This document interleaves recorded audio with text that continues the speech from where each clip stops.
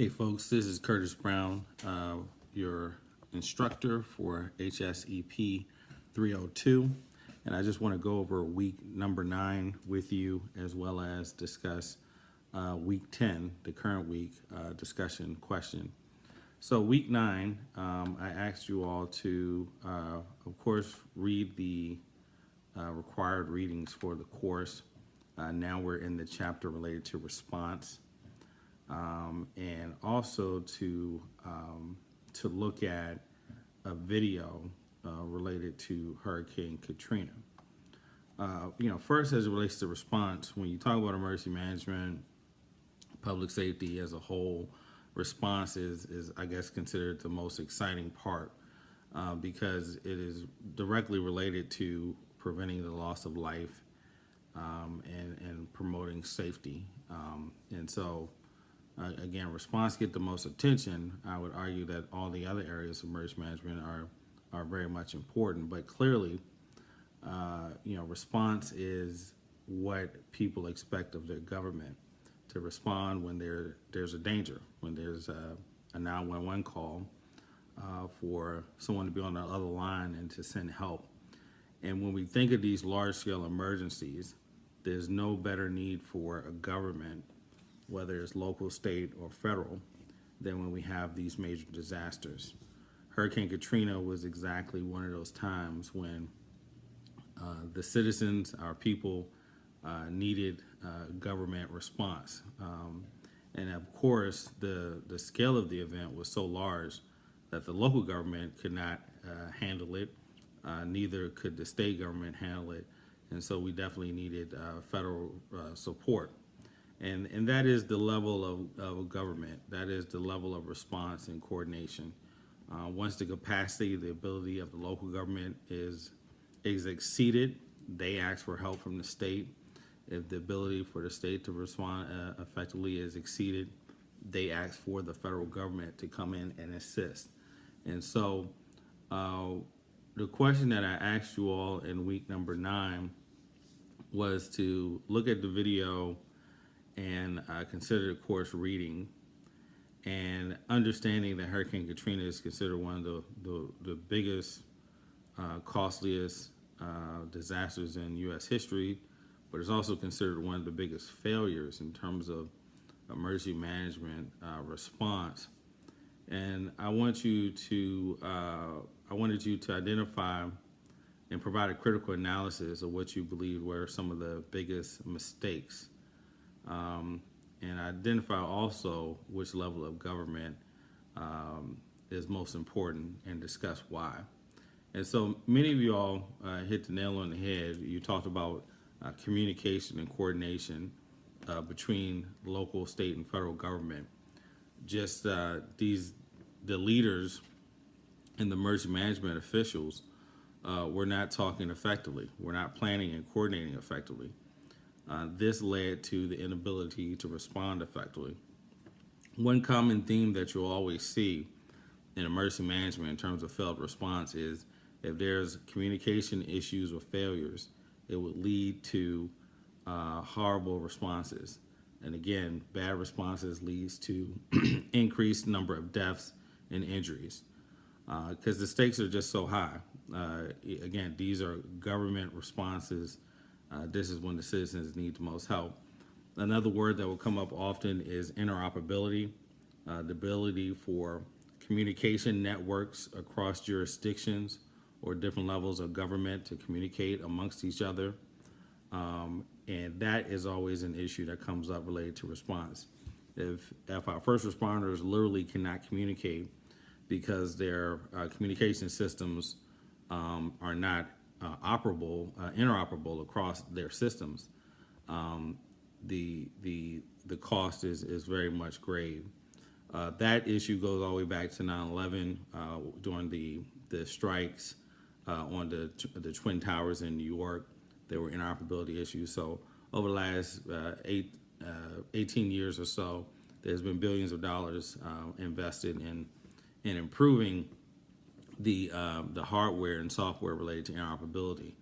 But many times when we talk about communication, we're talking about people meeting, planning, sitting down together, discussing response protocols. And what we found from the video and from the findings from multiple reports, there was a lack of communication from the local, state, and federal officials. Another issue that came up that many of y'all mentioned was the decision making related to the local, state, and federal officials. Many of y'all criticized the mayor for not issuing the evacuation order quick enough. Many of y'all have identified the governor's lack of declaring a state of emergency declaration.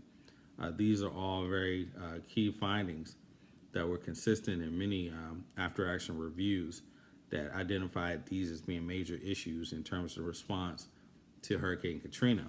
Now, using lesson learned from past disasters, what has changed in emergency management is that many mayors or governors prior to the onset of a hurricane will already issue a state of emergency declaration in anticipation that the disaster will be a major disaster.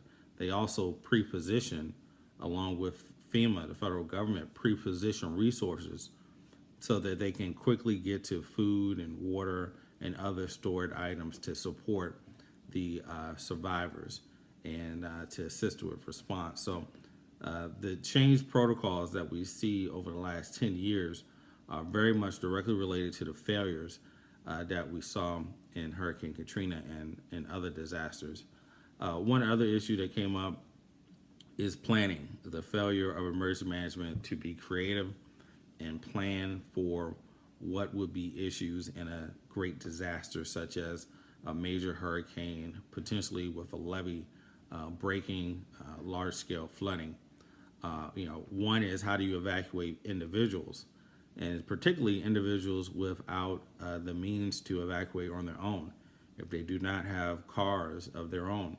Again, many of our cities and smaller rural communities have people who do not have adequate transportation. They are low-income citizens, and the role of government is to plan for all people, for all hazards. So we have to consider, what does it take to evacuate people without adequate transportation? That was a failure in this case. And also, an interesting issue that came up was, what do you do with pets? There's a large number of families. You all might have a number of pets who must be cared for.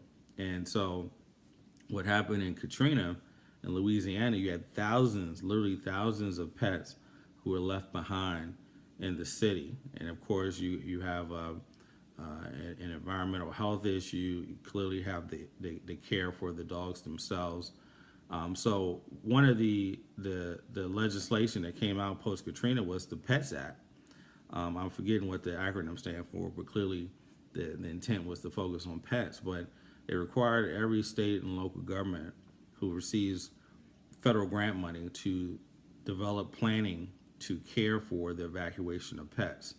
And so that is a new reality. When we have major evacuations, when we have major disasters, how do we shelter pets? So your local community, even now, will probably have a pet sheltering plan or a shelter set up directly for pets.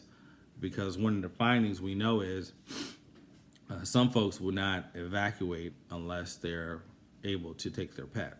So we definitely want people to evacuate out of disaster areas. And so we need to find a place for the human being, but also for the pet. And the final major point, and many of y'all pointed to this, is the political leadership. When disasters occur and there's a bad response, the political leadership, whether it's the president, the governor, the mayor, appointed officials by either the president, the governor, or mayor, will get blamed because their organizations that report to them fail to respond effectively. And I want you to know that as emergency managers and officials within the public safety space, bad responses hurt the reputation of public safety, and it impacts the way in which our citizens view the field. So it's really high stakes field. that shouldn't be undertaken lightly. You rarely get a standing ovation, but when something bad happens, it definitely get pinned on you, and which it should. One of the things that occurs is in the field we should learn from our mistakes in order to improve for the next disaster, because the next disaster will occur. Of course, Hurricane Katrina happened in 2005, and we know that just last year we had one of the most devastating hurricane seasons in recent time. We learned some lessons from Hurricane Katrina that helped out last year, but we found that there's even more things to do.